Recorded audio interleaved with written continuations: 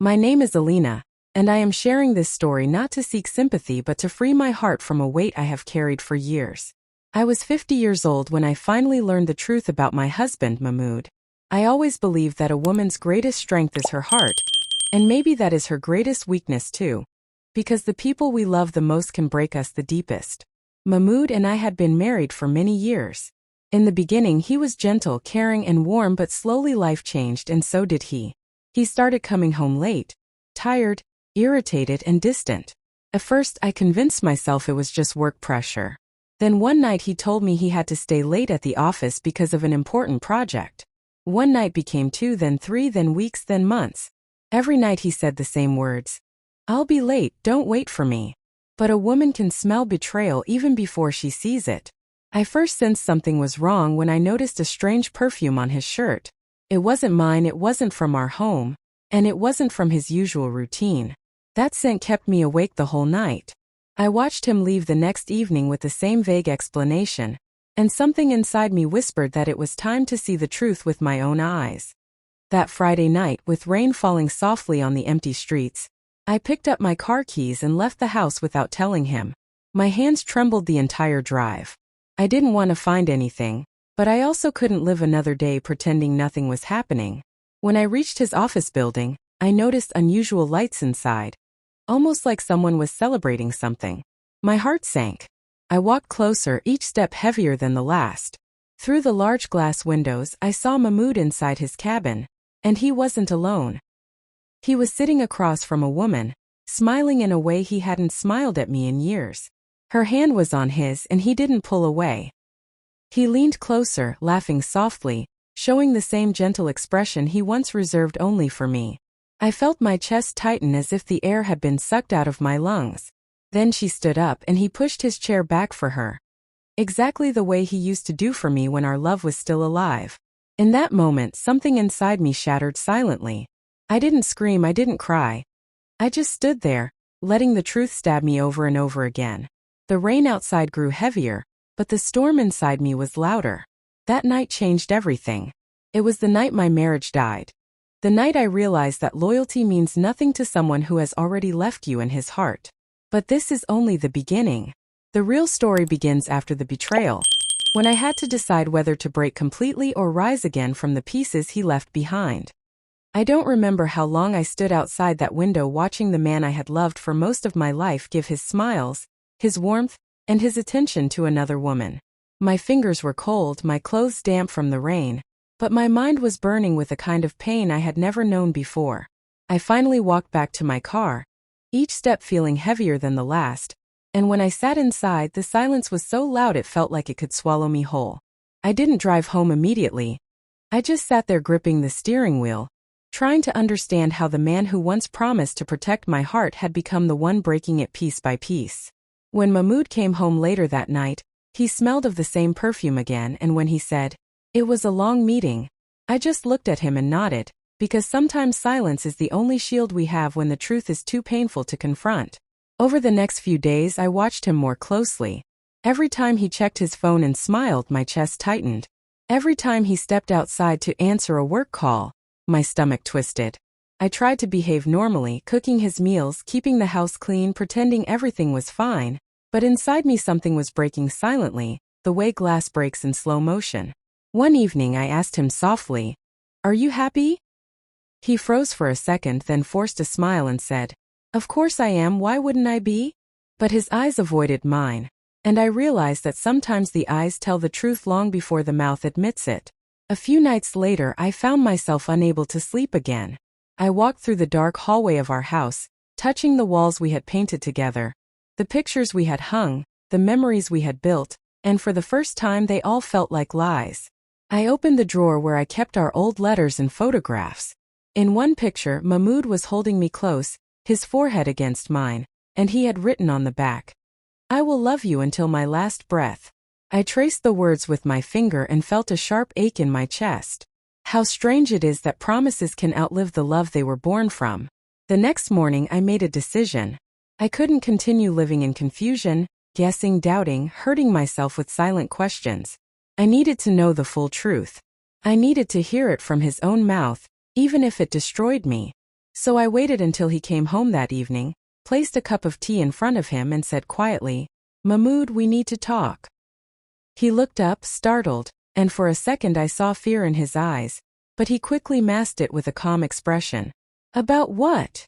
he asked, pretending he didn't already know. My hands were shaking, but my voice remained steady as I said, "About the nights you say you're working late. About the perfume. About the woman in your office." The cup trembled in his hands. His face went pale. And in that moment, before he said a single word, I already knew the truth. I just needed to hear how he would lie to cover it. Mahmoud opened his mouth as if searching for words, but the silence between us grew so thick it felt like a wall rising inch by inch. He finally whispered, "Alina, it's not what you think."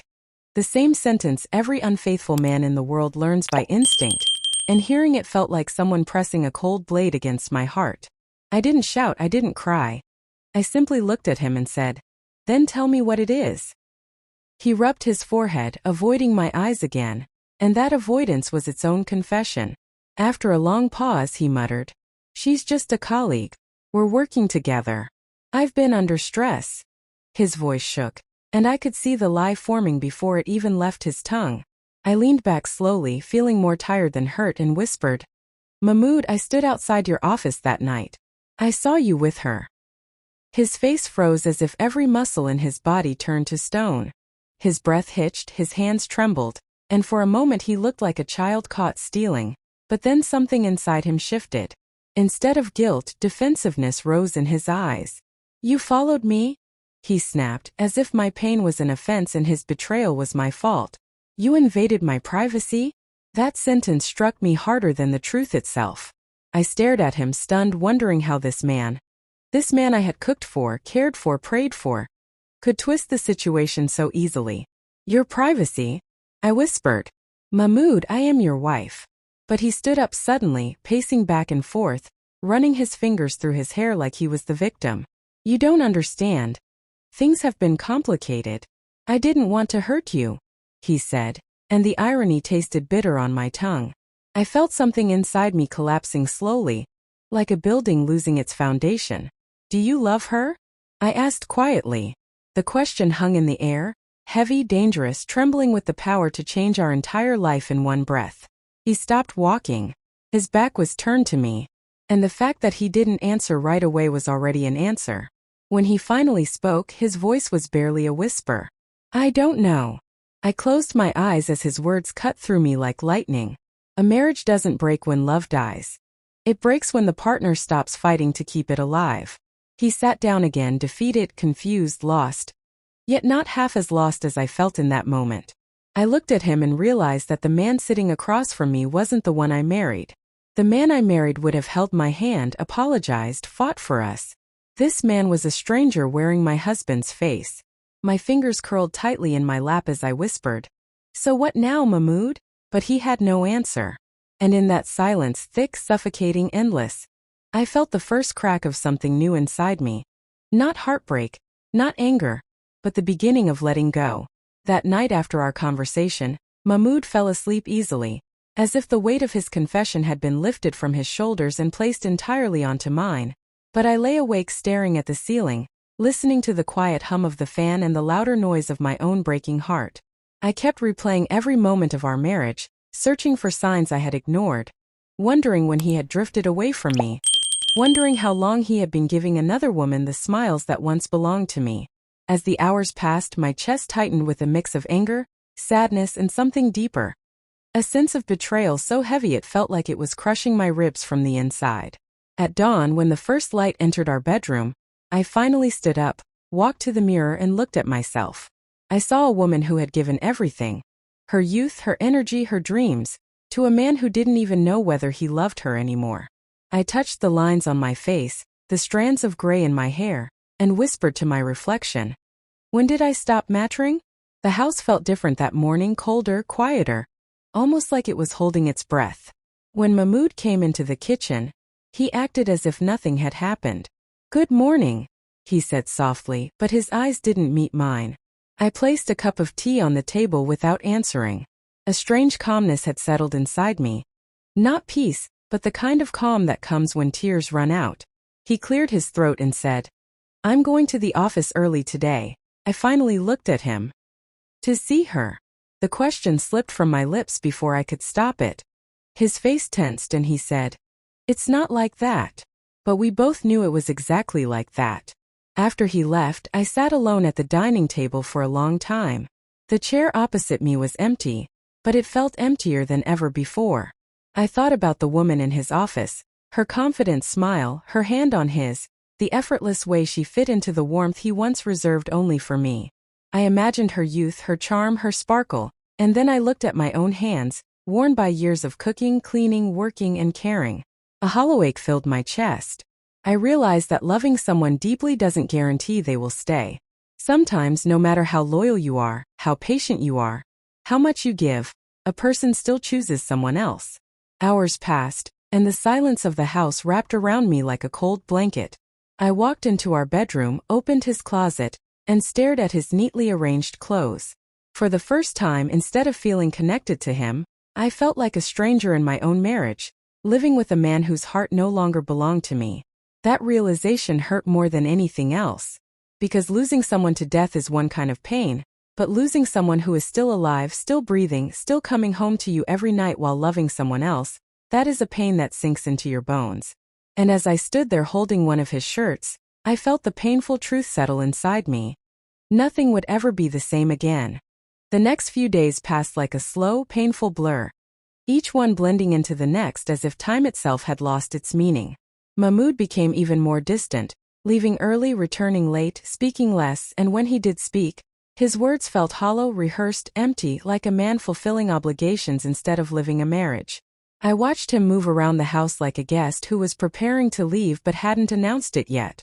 Every time his phone buzzed, he would glance at it quickly and turn it face down, and every time he did that, a small piece of me cracked a little more. I stopped asking questions, I stopped trying to pull him close. I realized that begging for love is worse than losing it. One evening, while he was in the shower, his phone lit up on the table. I didn't touch it, didn't pick it up, didn't invade anything, but the name glowing on the screen was enough to rip through me. It was her. A simple message. "Did you reach home?" Such an ordinary question, yet filled with an intimacy that should have belonged to me. I sat down slowly, my breath shaking, my hands cold. I felt like a stranger in a life I had built with my own hands. When he came out, he saw me sitting quietly and looked uncomfortable, almost guilty, as if afraid of what I might have seen. "Alina, are you okay?" he asked softly. I almost laughed at the absurdity of the question. How could I be okay when everything I had believed in was collapsing in front of me? But I simply nodded, because the truth was too heavy to speak. That night, I walked into the living room and sat on the couch, staring at the dark window, seeing nothing except my own reflection, the reflection of a woman who had loved deeply and received betrayal in return. I thought about leaving, packing a bag, walking out, freeing myself from the constant ache. But then another thought hit me with even greater force. After giving decades of my life to one man, where would I go? How does a woman start over at 50? How does she rebuild when her foundation has been shattered? Tears slipped down my face, not loud, not dramatic, just steady, quiet tears that carried years of exhaustion. At some point I fell asleep right there on the couch. When I woke up, the sun was rising and Mahmoud was standing at a distance, watching me with an expression I couldn't read. Pity, guilt, confusion, maybe all three. He opened his mouth to speak, but I turned away. I didn't want his explanations, his apologies, or his carefully crafted excuses. I wanted honesty, loyalty, love, but those things were no longer mine. And as he left for work that morning without meeting my eyes, I realized something I had been avoiding. The pain I was feeling wasn't just from his affair. It was from the silent truth that our marriage had already ended long before I discovered it. Days turned into weeks, and every day felt heavier than the last, yet something inside me began to shift. A quiet, stubborn determination that whispered I would not let this betrayal define me, that I could still reclaim my life even if he had stolen my trust.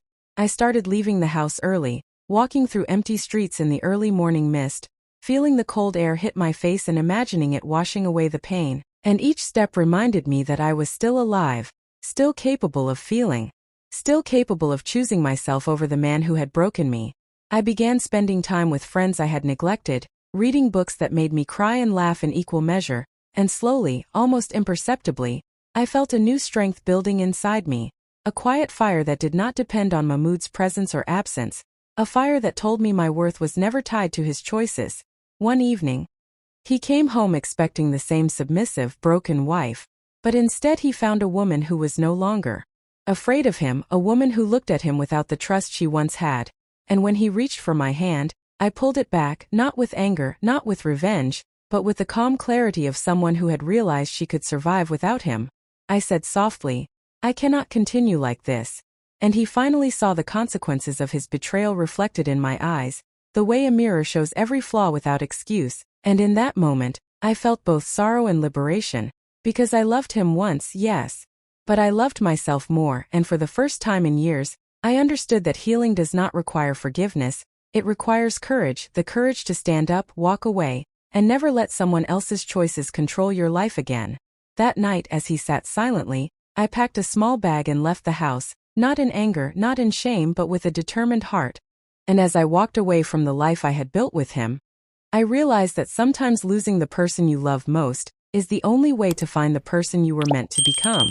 I left that night with only a small bag and the heavy but honest weight of truth pressing against my chest, walking through the quiet streets with the rain still falling softly, feeling the cool drops on my face like tiny reminders that life goes on even after betrayal.